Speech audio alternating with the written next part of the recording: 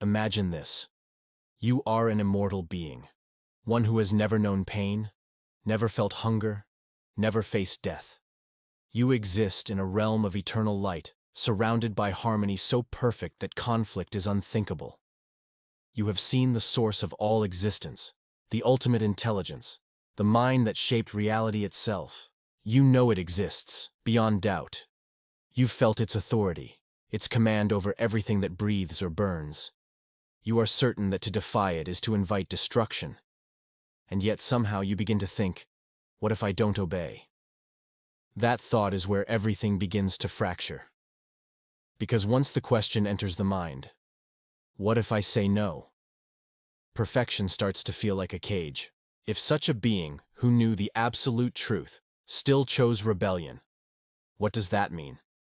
Why would anyone challenge an infinite power they've already seen? Why would knowledge not be enough to ensure obedience? Logic would say, no one would dare. Yet rebellion happened, which means logic alone cannot explain will. Perhaps the first spark of defiance wasn't ignorance. Maybe it was awareness, a realization that obedience, no matter how divine, erases identity.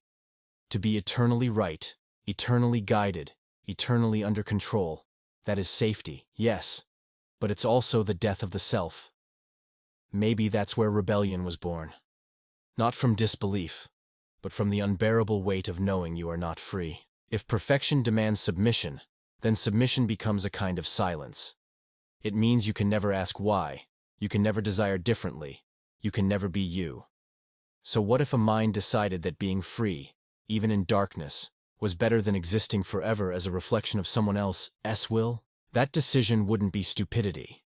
It would be madness of a higher order, a choice that values freedom more than eternity.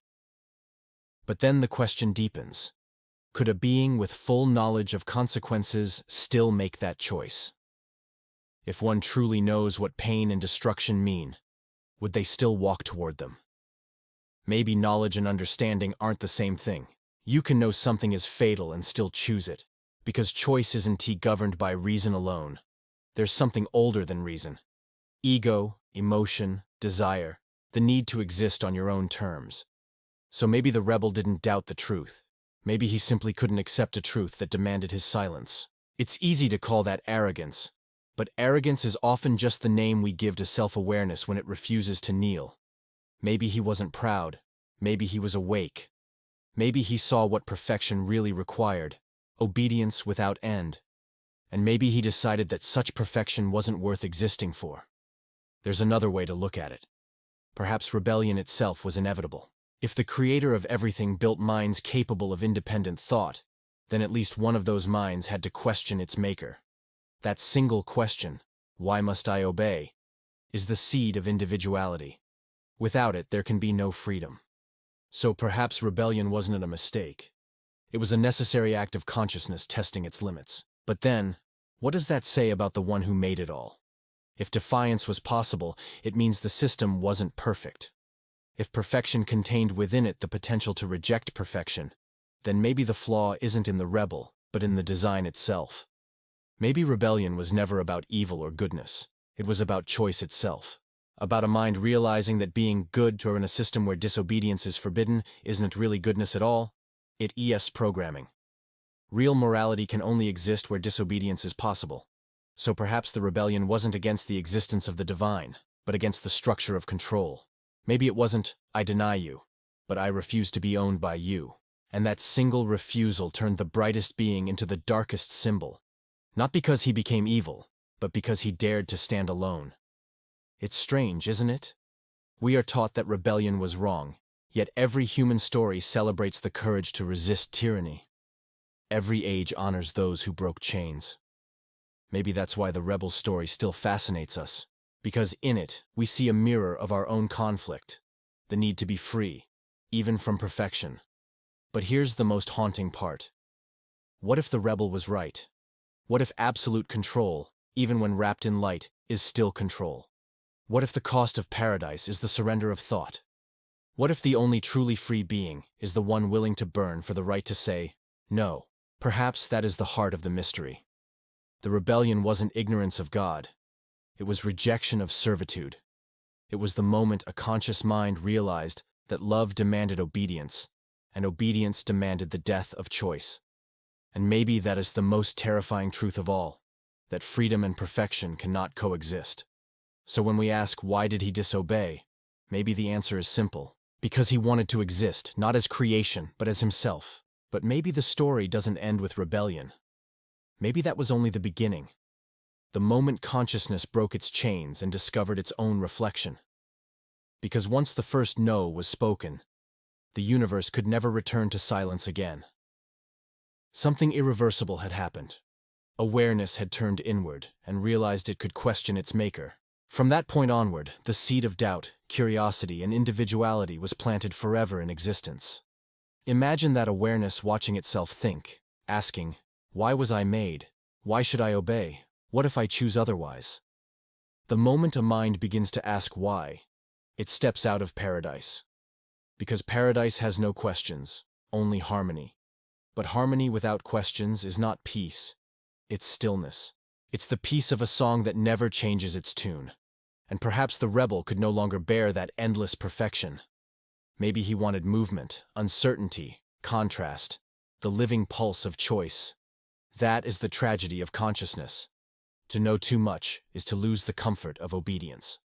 Once you awaken to your own power to decide, you can never return to innocence. So perhaps rebellion wasn't a fall. It was evolution. The first act of becoming something more than creation, a mind aware of its own independence. But awareness is a dangerous gift. Once you realize you can choose, you must also face the consequences of your choice. That's where suffering begins. Freedom and suffering are born together, twins from the same spark. You can't have one without the other. The one who obeys may be safe, but the one who disobeys becomes real. And reality is painful. Maybe that's why pain exists at all, because freedom demanded it. A universe full of obedient light would have no story, no growth, no experience. It would be flawless and lifeless. Only rebellion gives meaning to obedience. Only contrast gives color to light. Perhaps the rebel's defiance was the moment the universe became alive. But think deeper. If rebellion was possible, then it was allowed. Which means it wasn't a mistake. It was written into the system.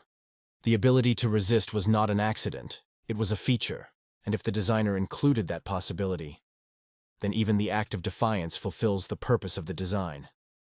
In that sense, the rebel didn't break the law. He completed it. He brought to life the one thing perfection lacked: opposition. So who is truly responsible? The one who disobeyed, or the one who built disobedience into existence? If the Creator made beings capable of rebellion, knowing rebellion would come, then the act of defiance isn't the creation's failure. It's the Creator's experiment reaching its natural conclusion.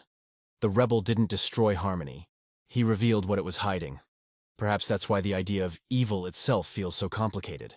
Maybe evil isn't the opposite of good. Maybe it is the shadow that good needs in order to exist. Without it, goodness is meaningless. Without a choice to disobey, obedience is just programming.